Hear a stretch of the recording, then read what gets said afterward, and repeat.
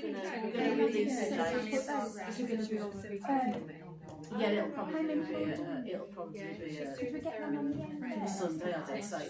I was going to go, but it just didn't. We've got a few ideas, haven't we? We'll keep it as cheap as possible, but we have to factor in the cosmic light. And also, if you want to, you don't have to, but people get the opportunity to smoke things. Very strong, you don't have to breathe it in, have it in your mouth, bonds people together, so it's the proper as a musical chair. Right,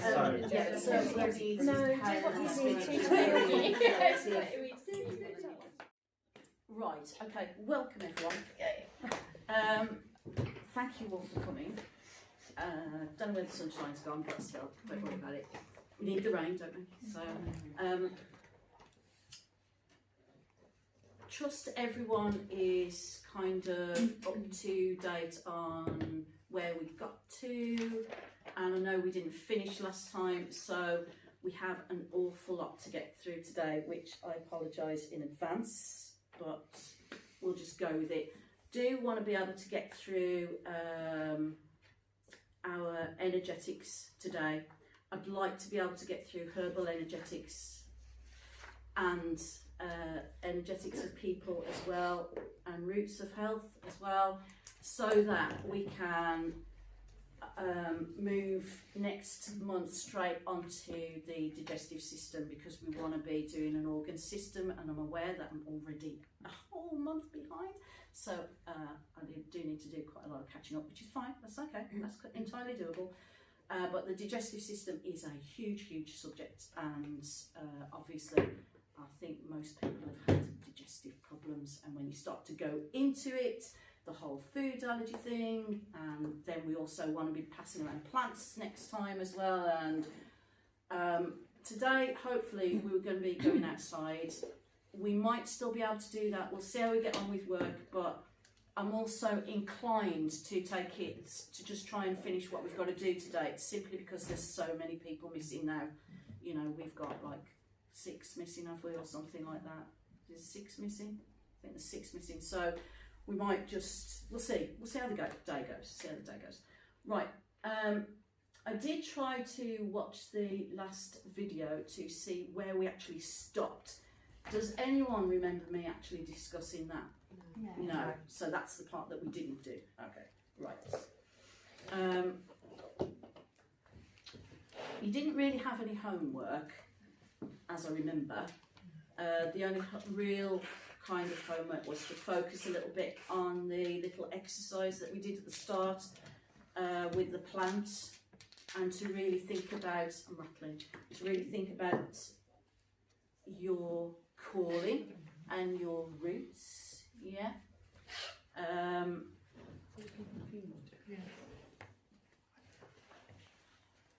think we'll start with a little bit of a switch off. So if everyone wants to close their eyes.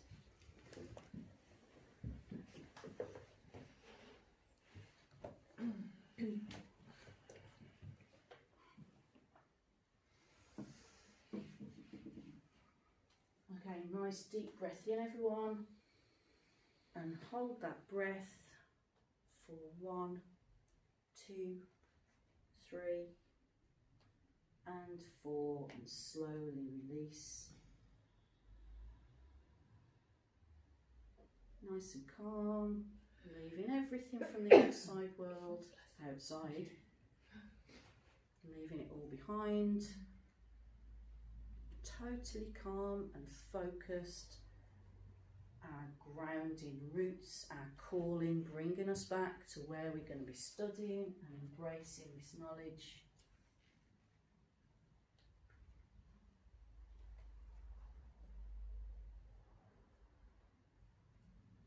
And just think about that visual of that plant, your calling, your roots, and we're at the point with our stem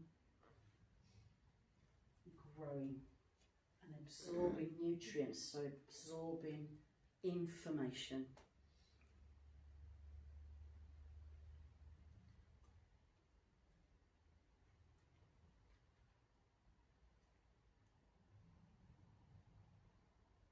taking a nice deep breath again and holding, and as we let go,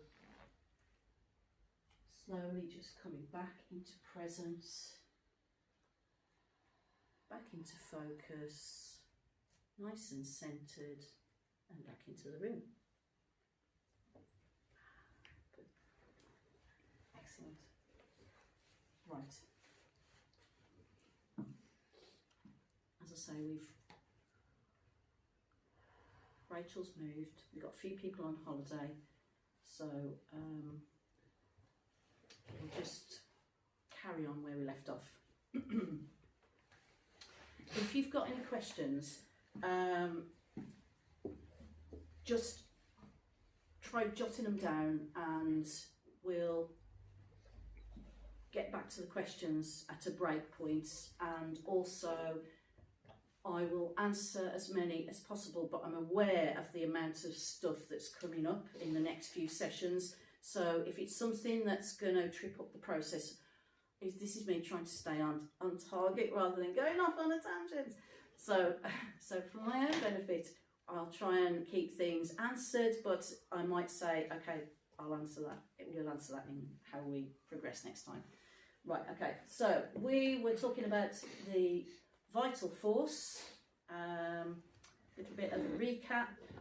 We're going to continue briefly with vitalism, and then we're going to move on to roots of health. So we're not leaving vitalism behind, because it's something that it's the way that we format, it's the way that we operate, but we're just going to finish up with what we've got today. So what we're looking at here is the expressions of the vital force.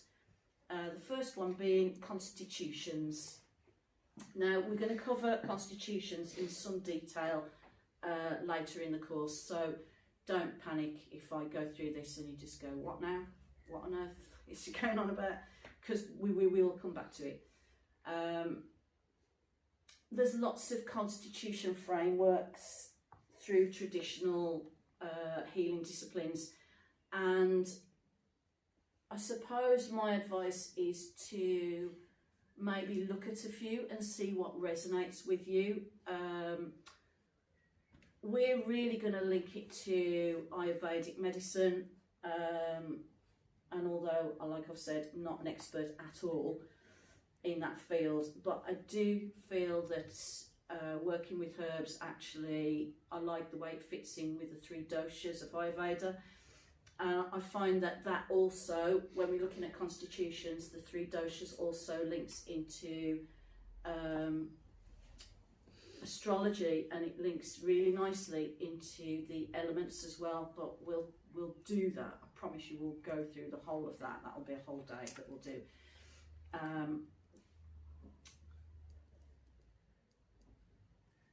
The constitution of a person is the core way that the vital force manifests within the body.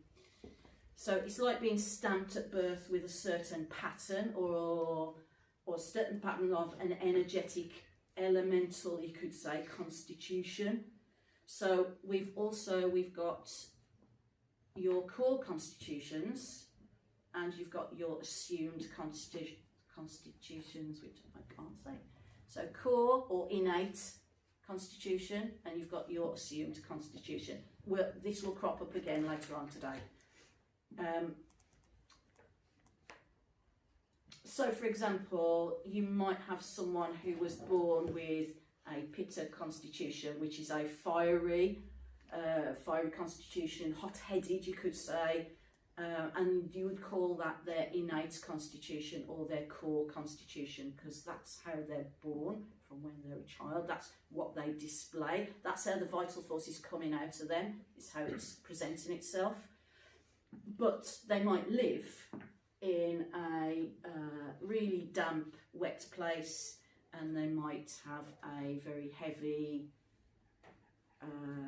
red meat, lots of bread, grain diet, and their job might be they don't have to move around and they have to sit a lot, so they don't really get any exercise. So eventually they will have assumed a Kapha constitution, because their fiery, innate core constitution will have taken on the constitution of where they live, where they work, what they eat.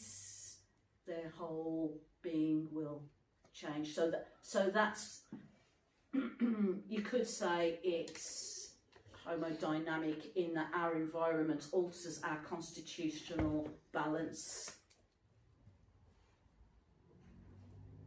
So our internal and our external balance is altered, yeah?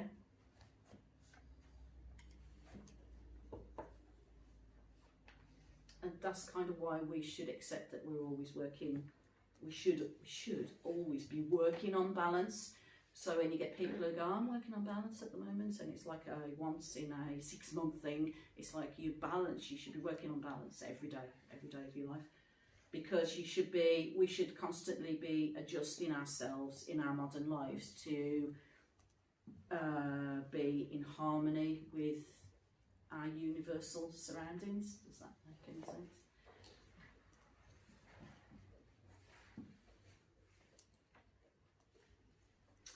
Number 2, we'll go back to constitutions, promise. Number 2 is vital reserve. So vital reserve is your inherited vitality. So it's at the core, it's your solar plexus. You could say it's your genetic vitality.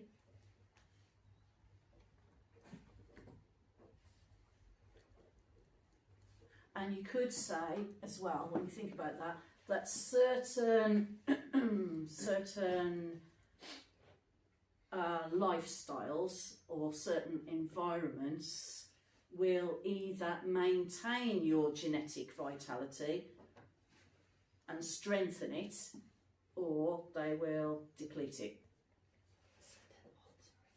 So certain lifestyles or environments could either maintain your core vitality, or they could deplete it. It could maintain it, could strengthen it, could be really, in other words, something's, it could be really good for your core self or not so. So we will be finding out about our core self then? Yes, you will.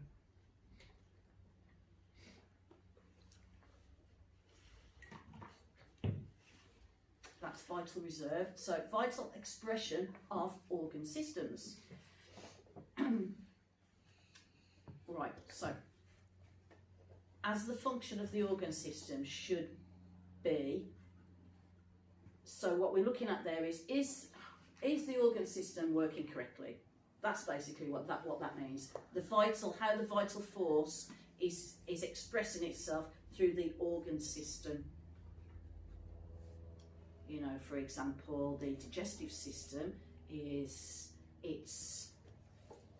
the vital force that comes through the digestive system. It enables us to, its function is to assimilate nutrients and expel waste. That's what it should be doing. So is the vital force working correctly through the digestive system? Is that what is the person in front of you, have they got a nutritional deficiency? Is there a reason that they're not absorbing nutrition? You know, what is it about that organ system? Let's say we're talking about the respiratory system, well, that it has a specific vital force function. So is it functioning the way it should be, and what differences are we actually seeing there? So somebody could be displaying a weakened respiratory system. So that would mean that the vital expression of the respiratory system is lesser than normal capacity. Does that make sense? Yeah, so if somebody's like got, they've got something to do with their respiratory system, let's say they've got asthma, or let's say they've got a condition, a cough or something that they just keep getting back and back and back, then it's not functioning at its correct level. So that's not supposed to happen, so it's functioning at a lesser than its actual capacity to function. Yeah. And then number 4, we've got the believe we've got vital response to our environment.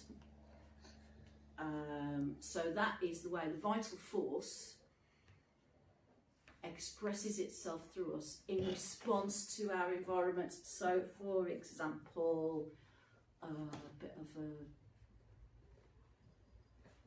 I am really not good at examples. For example, wind. Okay, so wind is associated with the nervous system. So the element of wind is associated with the nervous system. So when we're out and it's really stormy,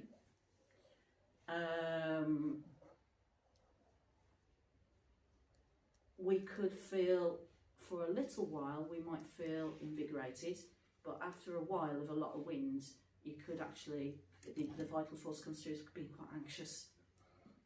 It creates this anxious, because it is associated with, it is directly linked to the nervous system, so it will create this kind of anxious sort of tetchy, bit jumpy sort of, and that's depending on it's depending on how the vital force is presenting through your constitution as well, because you might have someone who needs the wind and for example, their chart is really lacking in air, and it's like there's a storm, great, and they're in it, and they're just there, where somebody else is like, and gets quite jumpy about it. So that's how the vital force works through our constitution.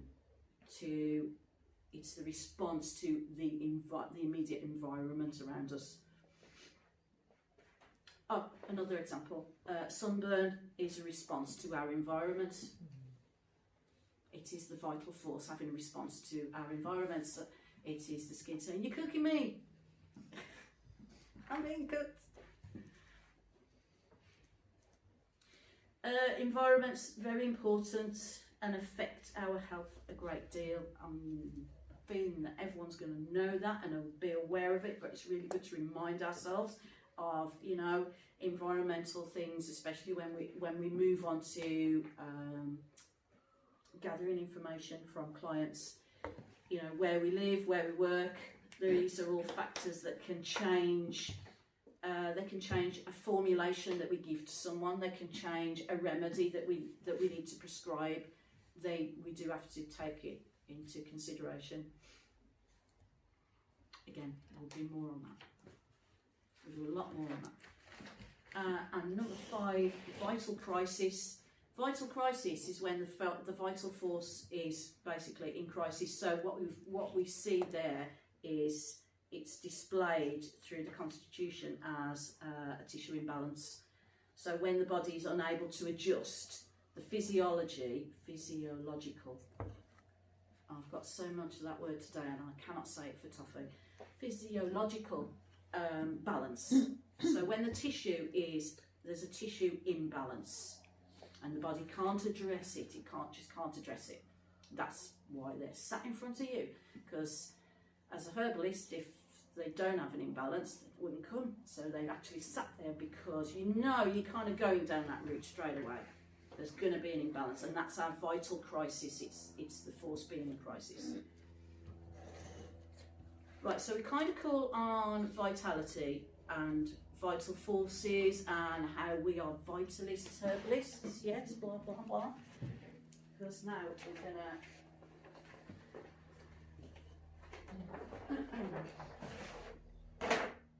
we're going to move on to briefly cover roots of health.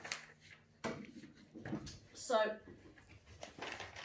roots of health, we're looking at the big picture here. These are the first things we should think of before we even start to think about plants. So as a herbalist, as a practicing herbalist, before you even start to think about, okay, right, do we want to prescribe a formula with chamomile in, or do we want to use plantain, or are we going to use cleavers?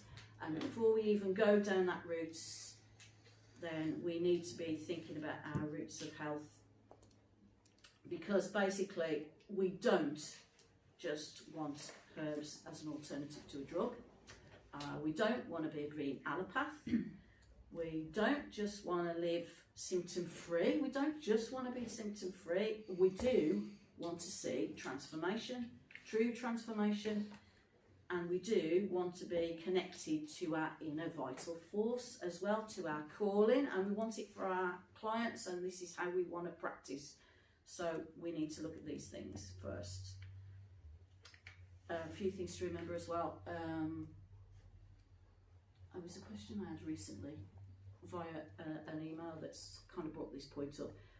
No one, I know it sounds obvious, but no one's sick because they've got herbal deficiency.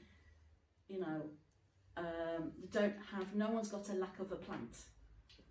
You know, so sickness follows patterns.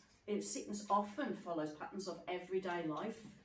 So that's where we need to look at everyday life, you know, and our plants should support our everyday life. They support through change.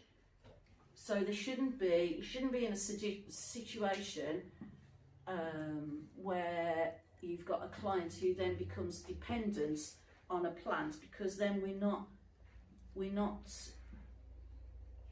working to transform. Then what we're doing is enabling an unhealthy lifestyle. That's what we're doing. We're enabling it, just like a drug would enable it, because basically what you're doing is you're suppressing the actual cause. So we have to be mindful of that.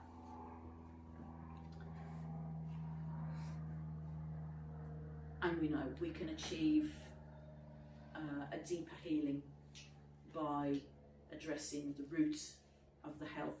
So, you know, no tunnel vision on the person, and basically no tunnel vision on the plant either. So when we're addressing lifestyle dynamics, that's what we need to focus on. We need to focus on that. Okay, let's look at this life. Let's look at the whole lifestyle before we even go planting. You know, before we even start mixing or looking at formulas or anything. And I think a nice way to think about it as well is that the plants that you use as medicine are supportive. So and you could think of it as they are supporting your client through a learning process, because ultimately what your client's doing is learning to adjust to a healthier way of life, or adjusting to what has actually been the problem for the longest time, which is a huge thing that crops up in digestion. And I have to not jump ahead to digestion, but it's a massive thing when you start to show people what's happening, and it's like, and the penny drops, and it's just like, so your plants are being supportive whilst your client is learning to adjust to a healthier life. So you're here as like a coach to inspire and to encourage people to want to be in that connective space, in that point of balance, you know, especially when somebody comes to you and they're really quite poorly. You're in a position where you want to change the way they think, really, and them stepping through the door is the first step, excuse the pun, but it is, and then the change comes from there, and your plants are the support, rather than, okay, if you take that forever, you know, we don't want to go down that route.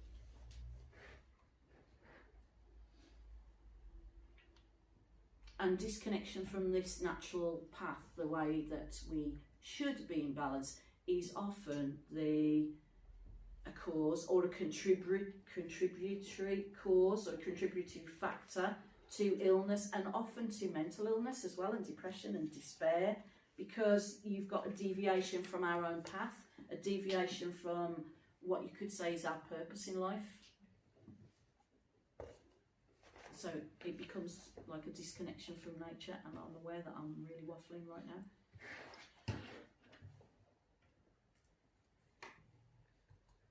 And that's something that, I'll carry on I'm waffling. That's something that we should really look at when we look at chronic illness, especially. So we look heavily into lifestyle with chronic illness, input and output of life. What comes in goes out, that's just not food. That's water. That's where you work, the relationships, where you live. Absolutely everything.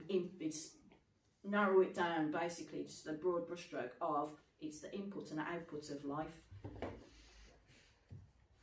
And you could say, well, acute symptoms wouldn't actually fall into that bracket. But do you know what? I think it's always best to take that into consideration. So to always take into consideration the 5 roots of health. So looking at lifestyle.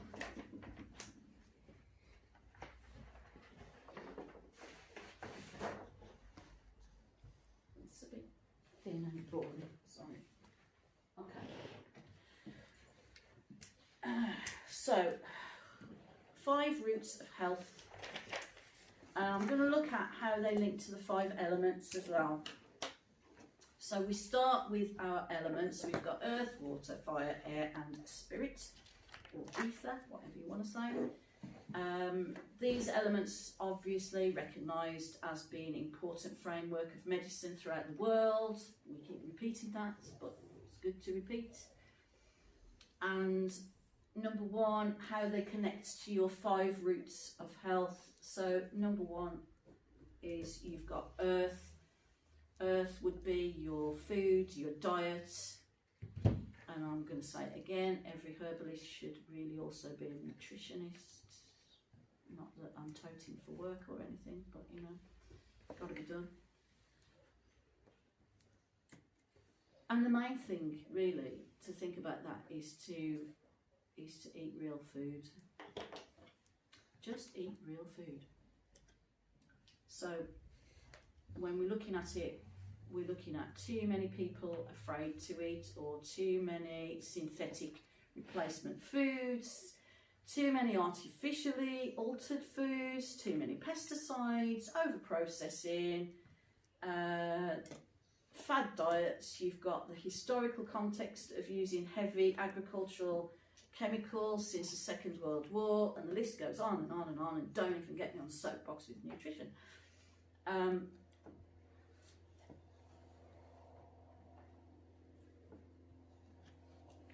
And there's countless chronic illness that is gut-based in origin. Countless, which I just want to show you how much, actually. Not that I'm scaring you for next time, but this is the big book, which you don't get to see the big book. But these are my notes so far on digestion, people. Don't be scared, but... Vicky, can I just be clear on chronic illness? Is that something that just keeps reoccurring? It's something like MS is a chronic illness goes. It's not going to go away. It's not going away. Yeah. Well, in modern medicine, it's not going away. Yeah. Yeah.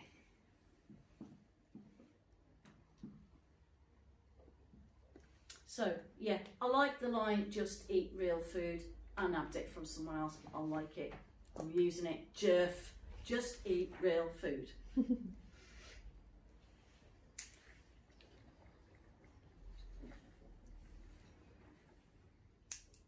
And you know what? We can do lots of things to work with the client regarding diet. We can include a food plan, which I'm big on food plans. Dietary sheets, and you know, from that we can get some really accurate analysis from your client as well regarding food. But what we should never do is judge, and that's hard. I'm pretty crap at that. I have to really check myself on that. We shouldn't judge because your views or your personal views can't get in the way of healing.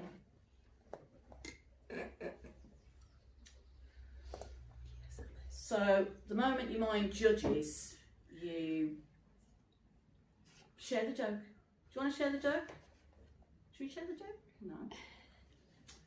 The moment your mind starts to judge I was laughing. and your personal views come into it, then you struggle to get over that, and then you struggle to be in a place of healing.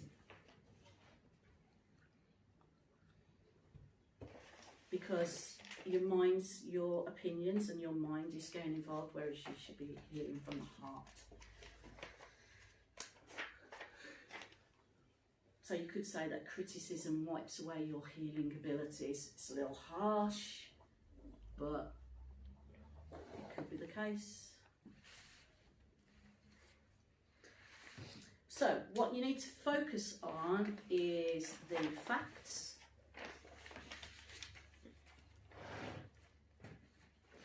which is where basically having a basic kind of nutritional background is useful. It's not essential.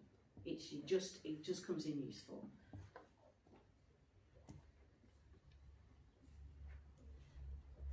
So establish and gather dietary information from our clients.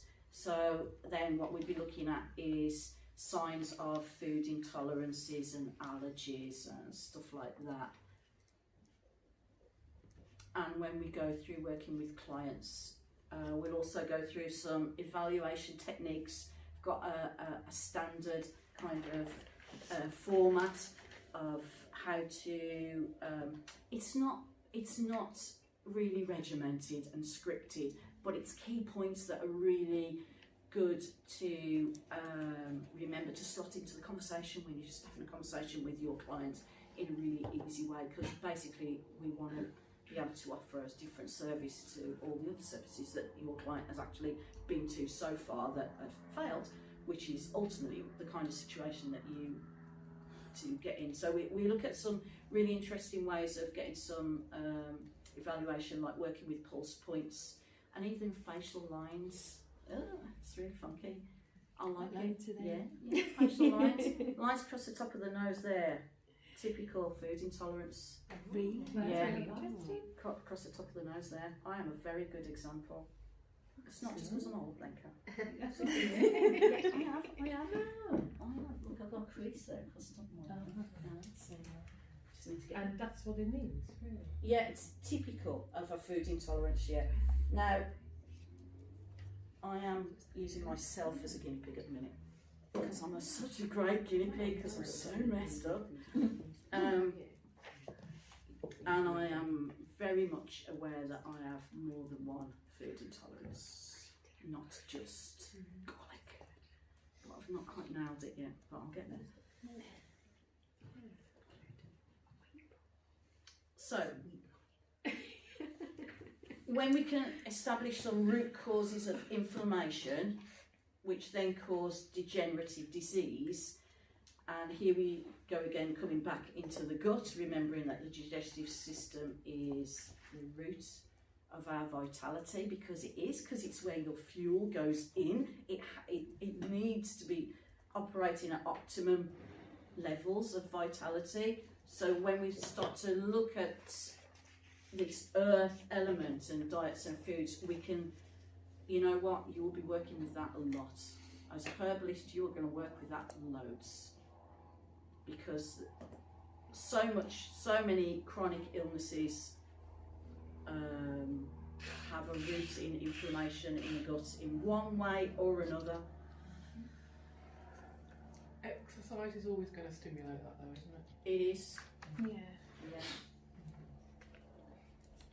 I've always said that the state of my mental health depends on the state of my Totally.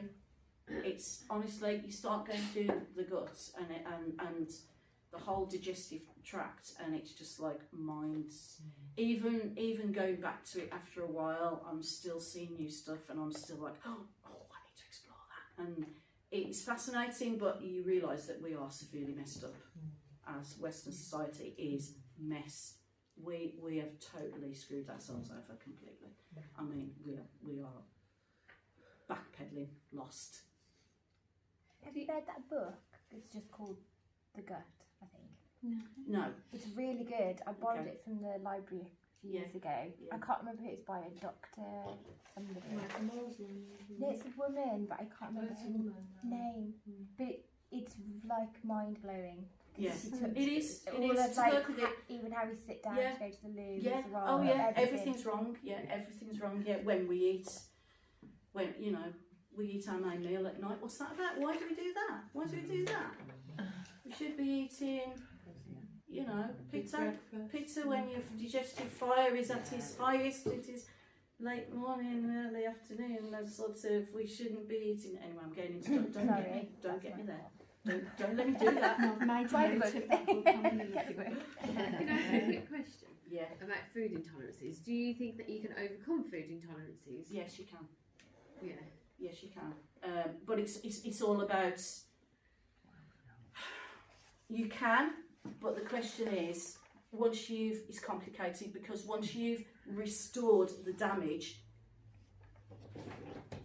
you wouldn't want. It takes such a long time to restore the damage. Herbally and damage to modern medicine that tries to address it, like Gaviscon and omeprazole and all that sort of side effects that go along with that. That your restorative is so long-winded and complex that you wouldn't want to go back to, and you just wouldn't. Do you know what I mean? So you can heal what an intolerance has caused, but typically you don't go back to. You wouldn't have it again because you see the damage of what's happened. But it's more complicated than that because you need to really narrow down what to. It's not as simple as just saying, "Oh, gluten intolerance." Yeah. It's not. It's not a good enough answer. No. It's which you'll see in the digestive thing when we start to go into it. It's like there's rabbit holes everywhere, where you have to address stuff. So, but yeah, potentially you can heal. Yeah, definitely. Yeah. So earth is also associated with our physical vitality, of course, that's obvious, and our intuitive awareness as well. And moving on to water, we're looking obviously at hydration. Oh, don't get me started on hydration. Right, so hydration and emotion, but what's often overlooked is the right amounts of hydration and the right types of hydration. So the quality of water, is it spring or is it filtered or is it mineral rich? And also what about oils as well? The body needs the appropriate dietary oils. Don't think like this. Wine does not count.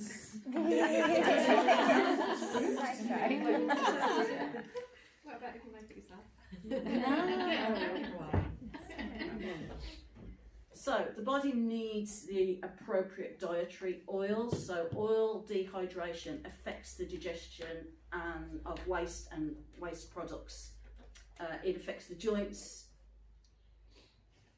And I think, I'm not the only person to say this, but it's a good point. So I do keep saying it. If you can't get a plant and squidge the leaves or whatever part of it and get oil out of it, then you've got to ask yourself, how's the oil being derived from the plant? And it's got to be far too much of a artificial process of creating the oil. If you can't just get something and go and get an oily residue from it, you got to ask yourself, well, where's it coming from then? So the oil needs to be it's the right oils, but the body needs oils. Dehydration affects everything.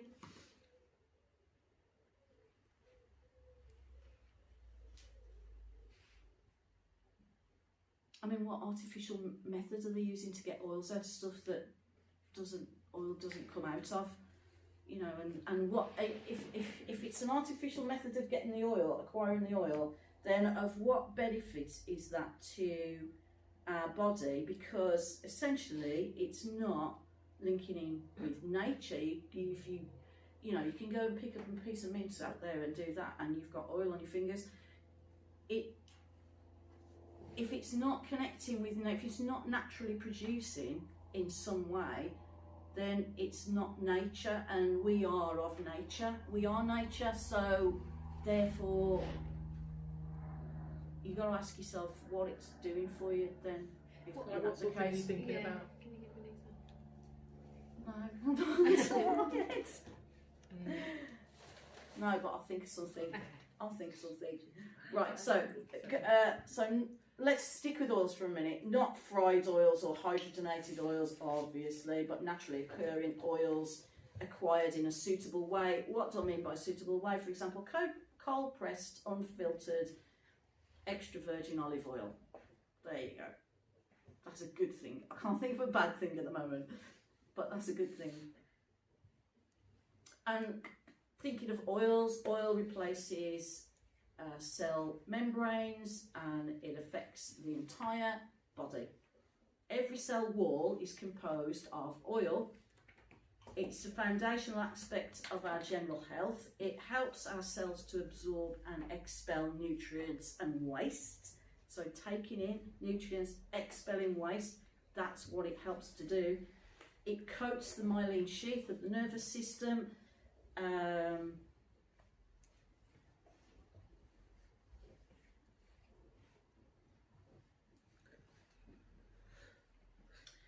Oil absorption is vital, and the way we live should highlight numerous dietary problems that stem from oil dehydration, but you won't hear that at the surgery.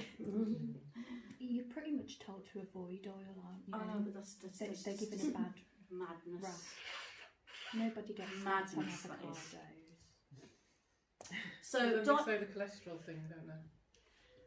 Yeah. getting into nutrition, but so dietary oils, topical oils, it's all very important. Oil is very important. So moving on to air. Air, respiratory system, respiration, sleep is all associated with air, and the plague of our modern world is fatigue. And an adaptogenic herbal formula will encourage physiological burnout. I just want to put that out there because sleep is critical, and we live in a time when it's like it's all very well to follow plant medicine, but if you're using adaptogens that push you to be supersonic and I only need 3 hours sleep, then you're still using a green plant, you're using a plant medicine, but still for the effect of encouraging burnout, because the body needs restoration, it needs sleep. Sleep is restoration.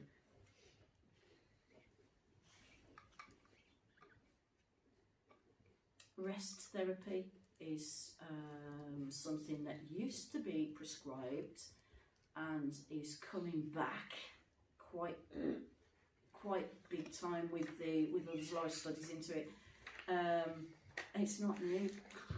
It's like, oh, there's this new thing with rest therapy and ice therapy and cold water therapy. It's not bloody new, people, you know, it's like really old. But anyway, rest therapy. So rest therapy typically is 8 hours of sleep and 12 hours of bed rest at weekends. Oh, that sounds good. I know, that sounds good, doesn't it? I think we should get some beds now. Let's do rest therapy personally. Yeah, afternoon nap, yeah.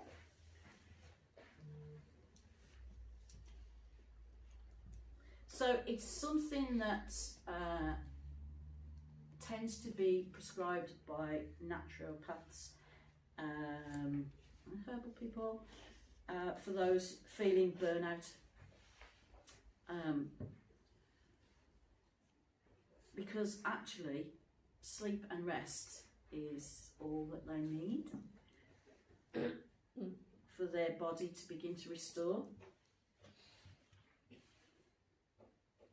Plus also assessing the quality of sleep. So for example, turning off electronic devices and stuff like that. And who does that anymore?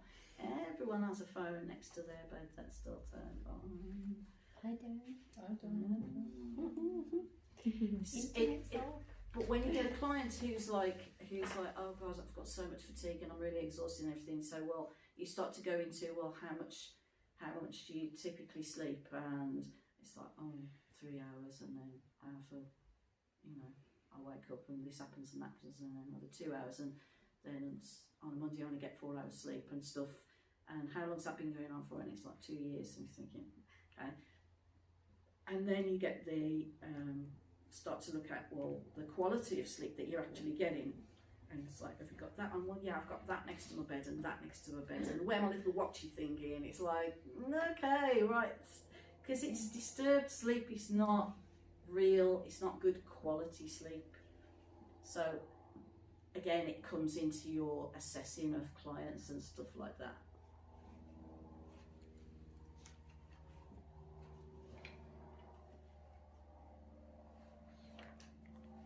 And actually, talking about clients, another thing, obviously it's really good to introduce meditation, but if you've got clients who are not open to meditation at all, if you introduce breath work, that's, again, I'm going off topic, but again, that's a good, it's kind of transformative. So the breath work and oxygenation of the physical system is helpful when you've got clients who just can't see past the technological stuff and the 2 hours sleep or whatever.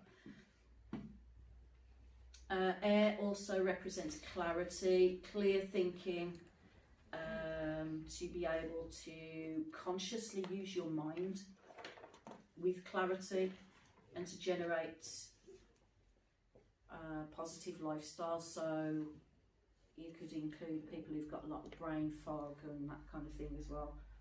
So both linked very much to our nervous system, of course, as well. And also how we think and how we feel. So how the spirit of the mind is, yeah? Because essentially that's going to affect our physiology.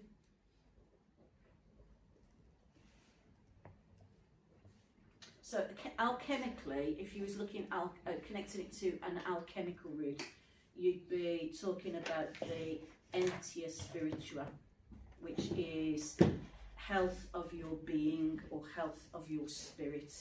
How do you spell that, Vicky? E-N-T-I-A, and then spirit with a U-A at the end. And I'm probably saying it wrong. Spirit with a what, sorry, at the end of it? U and an A. So that's the health of your being or the health of your spirit. And so on that level, you'd be looking at, if you was looking at the health of your spirit coming under air, you'd be looking at as well what you feed your mind as well. So what does the client feed their mind with? What we imprint our mind with, which then obviously eventually affects our physiology. And physical becomes emotion, becomes physical, becomes emotion, and round and round and round we go. So again, this builds into our toxicity report. It builds into our toxic levels, into your client's toxic levels, because it's what's imprinting on them.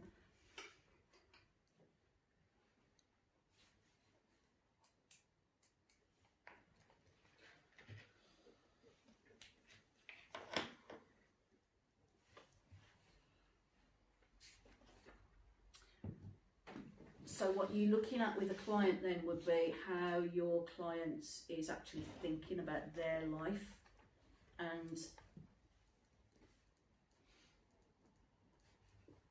these are all things that we learn to establish before, like I say, before we start to formulate any medicine. So moving on to fire,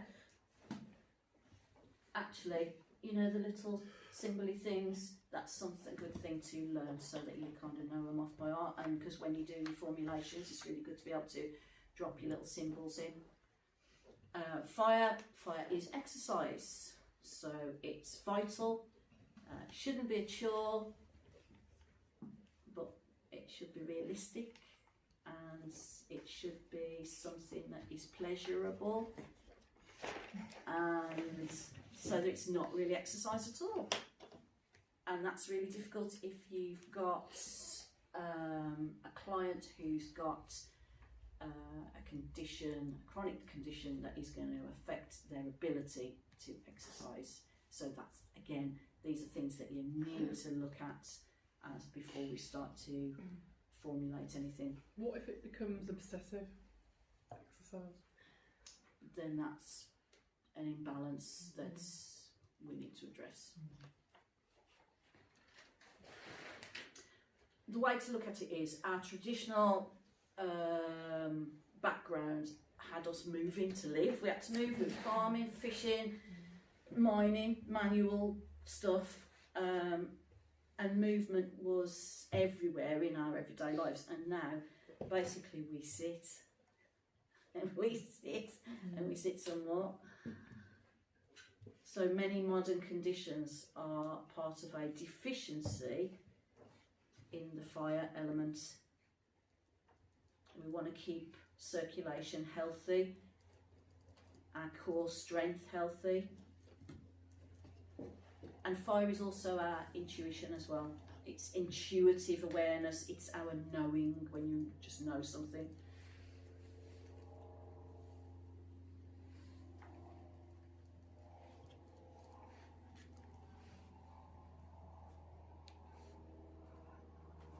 And in the middle there we've got ether or spirit, and that's our calling or our spiritual purpose.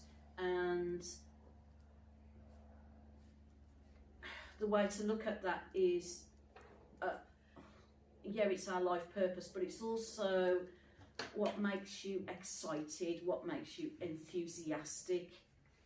And we understand how important emotional health is, because the whole emotion becomes physical, becomes emotion. And it's really important to consider this, because it can, without purpose at all, you know, without anything that makes us enthusiastic and that, you know, that cools us, it can have a really, really important impact on our depressive states. So if people have got no ambition, no goals, no influence, no positive influence at all, then that the impact on this, on depression, becomes quite heavy. So if people aren't in touch with their calling, you could say as well. But you kind of, yeah, if you're not in touch with your calling, but you can kind of rein it into if they're not, haven't got any like goals or enthusiasm in anything. So it's, you know, ultimately it's if you're not in touch with your calling. But the way we are at the minute, you can rein it right back as well. It's just the way it is. And it doesn't just lead to depression, it can lead to obviously frustration and anger issues is the other way that it manifests as well. And you could lead, you know, link it in with past life work, and basically what you're looking at is making the most of every single incarnation, yeah? So doing our work. You know? Just on it, you could do a whole course. You could do, yeah. Yeah, you could. Any, do you know what? Any one aspect of any of all of this could just be a course in itself. Yeah, it is. It's scratching the surface, really. So, making a positive contribution to the world, people that feel like they're making a positive contribution to the world, to the web of life, you could say to our innate vital core, yeah?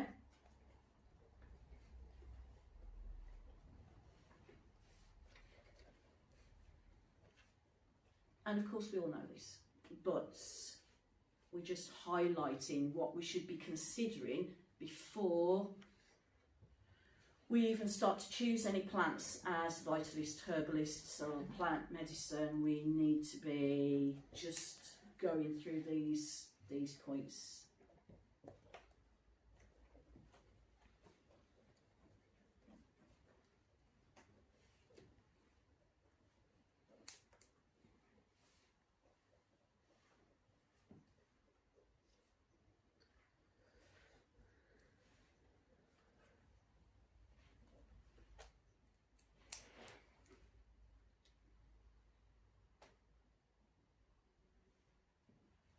So when we're in a position where we're thinking about these roots of health first,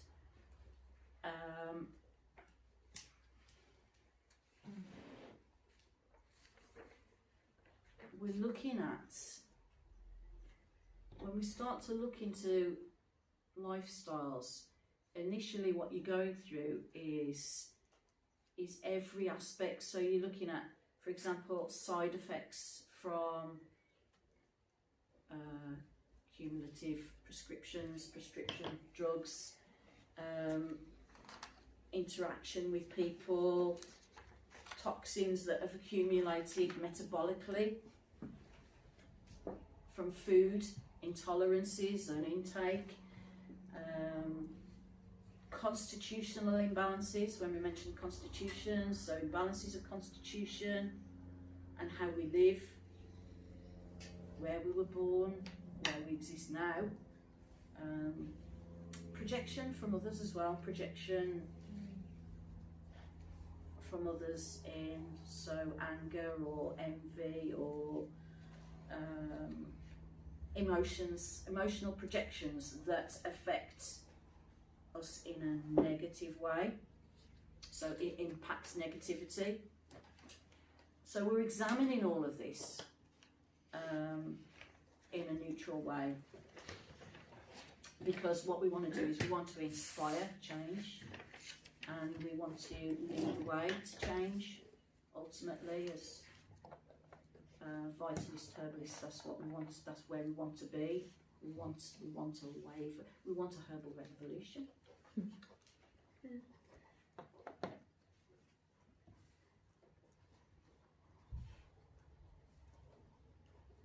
Right, okay. So we're going to move on now to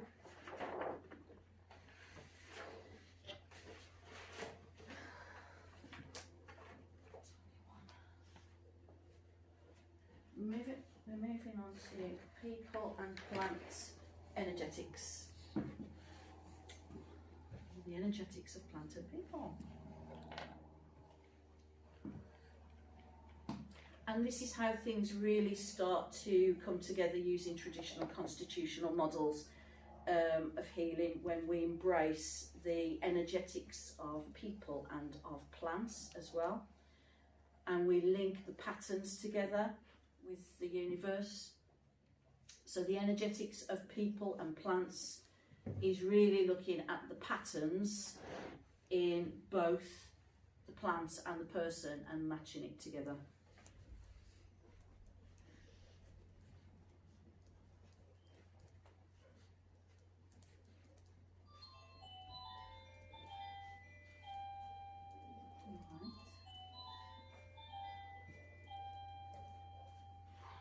Are we expecting more? Back door? Don't think so. I mean, you could put it more scientifically, and you could say it's the interrelationship of the elements on the level of physiology. But I like the way I said it. Could you say that again? Johnny, I think someone's at the back door. Right, so I'll say that again, yes. Yeah, I think. For my benefit as well. I think someone's at the back door. I was going to go around that way so I didn't disturb you. Oh, don't worry, we disturbed. Greatly. We are, yeah. Interrelationship. You could say it's looking for the interrelationship of the elements on the level of physiology.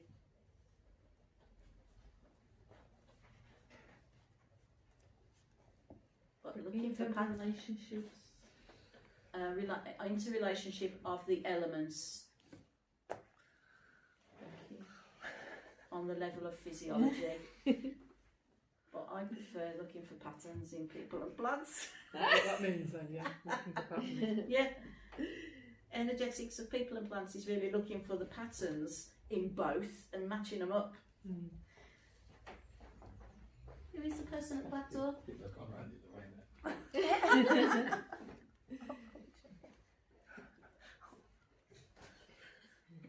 So, to work with herbs on a clinical level, we need to understand these primary points. Okay, next one. Primary points. I'm going to fall over them. So, plants. Energetics of plants, we've got the basics of taste, actions, affinities, energetics and special potency.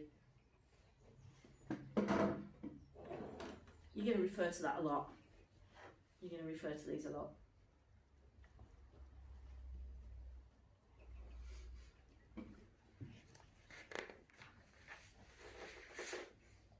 And soon you'll get some handy out things so you'll be able to have a break. Well, be able to have a break from writing a little bit. Just because it's going to get long.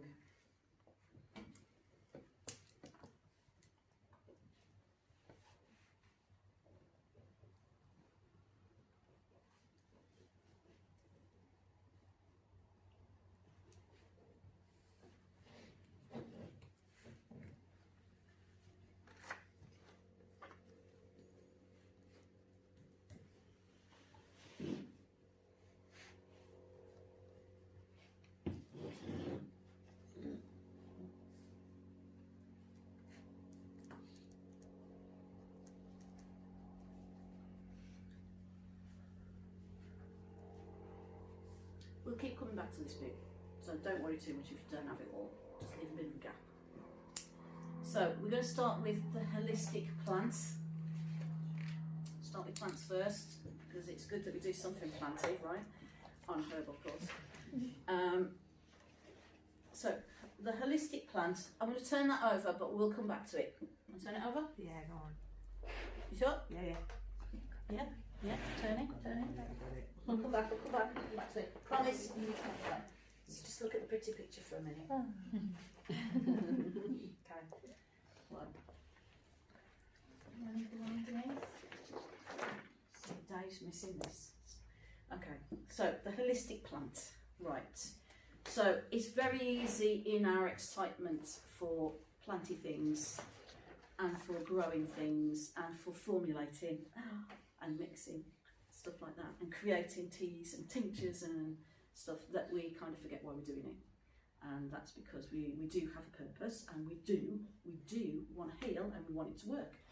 So when we look at the whole plant, these are the 5 keys that we need to know about the plants, and that is they're the key points that we need to know about the plants to work holistically as a whole with the plants.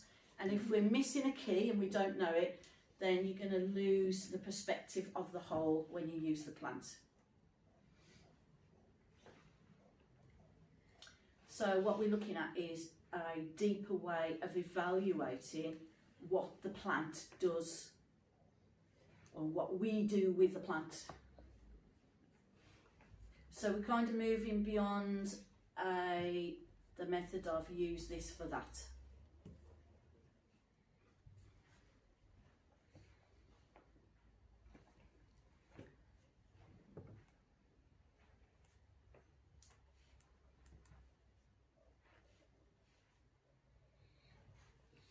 We're looking at essential patterns in the plants and how they will interact with the essential patterns in a person. And I know at the minute that might seem like patterns, like what am I talking about, stripes, dots, or what, but it'll become obvious.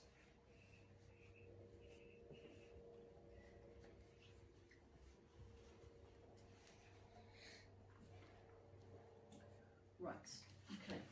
Why don't I keep walking around there? So the first one on your list that you were scribbling before from the other one, the first key point is taste. So why is taste so important, you might think, but you can get an awful lot of information from taste. You're able to determine how the plant functions, you can determine its actions, how you could deliver it or administer it. You know, would it be a tea, would it be a powder, would it need to be a tincture? These are all things that you can establish from taste. And especially because as a herbalist or someone who works with plant medicine, you get into the zone where you pretty much will take anything, but typically your client bloody well won't take anything. So if you give them something that's absolutely fantastic and you know it's going to work, but at the end of the day it's like disgusting, if you've got a Johnny out there and he's not going to take it, it's not going to happen. So then you've got a compliance problem, you see, because you've done something really good that works, but your client won't comply. So it's really important that you understand tastes, and we taste things. And books are really good. And we all hit the books, and we need to hit the books. There's books that we need to hit, but at the same time, you won't get, they can give you a list of tastes, but it's experiential learning is better to taste it, you know, to actually do it. And truly, it's how you become familiar with your plants and you know your plants. And also you could say it's the first communications between the plant and the person is through taste, yeah. So we don't want to just be intellectual, we want to actually be experiencing and understanding our plants. So our key tastes are bitter, sweet, sour, salty and pungent.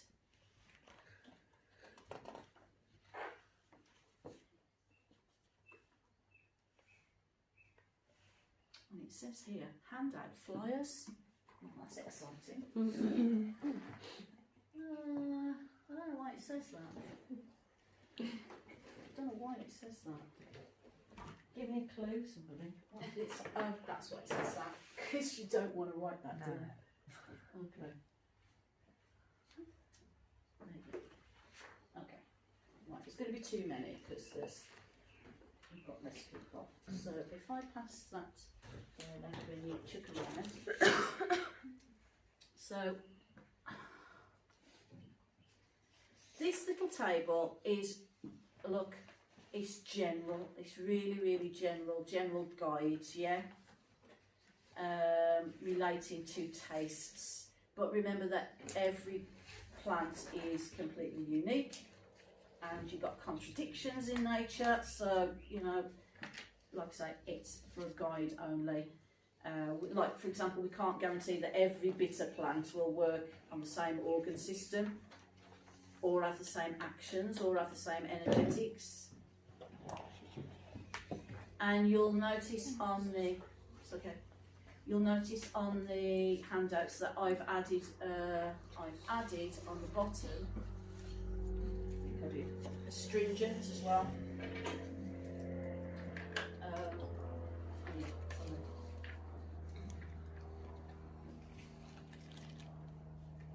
So I've added astringent on the bottom, or you could kind of say acrid as well, I suppose. This is more of a sensation than a taste exactly. So it's a drying sensation, yeah. So for example, the tannis that's in green tea could be considered astringent, yeah. it's not exactly a taste, but it's a yeah. But it does kind of taste like that as well. Yeah, it does. It's like it's hard to describe, but yeah. That's related to sour as well, isn't it? Really? Sour's a taste, whereas that's more of a yeah. I know. Feeling. I know. yeah. It's a sensation. Yeah, It's that. It's the You face can't- you made. yeah, yeah. Astringent. Because they put a lot of those kind of herbs, or plants in particular skincare. Yeah, that reason. yeah, because it's Yeah. yeah. So the quality of something that is an astringent is largely drying or cooling. So it enables the drying or the cooling of bodily fluids. That's what an astringent does. Like tea tree. Tea tree on your body is cooling, isn't it? It's cooling, yeah. So that would be classed as an astringent as well. You're going into essential oils there though. So Okay. that's another class. Okay.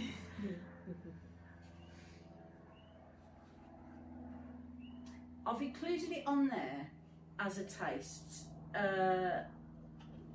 because it is referred to in Ayurvedic medicine and it is very relevant, although our modern science doesn't really actually consider it to be a taste.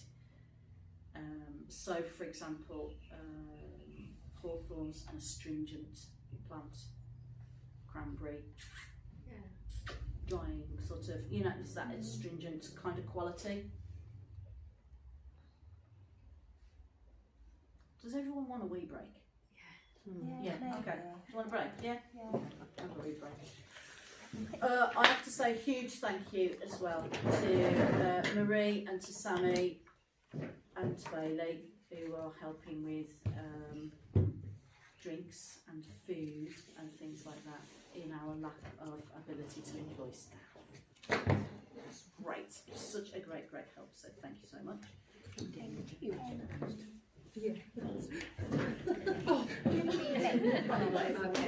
Started it, started it. I'm sorry about It's all right. my bladder is so weak. I just finished it off with astringent, adding astringent to the bottom of that taste sheet.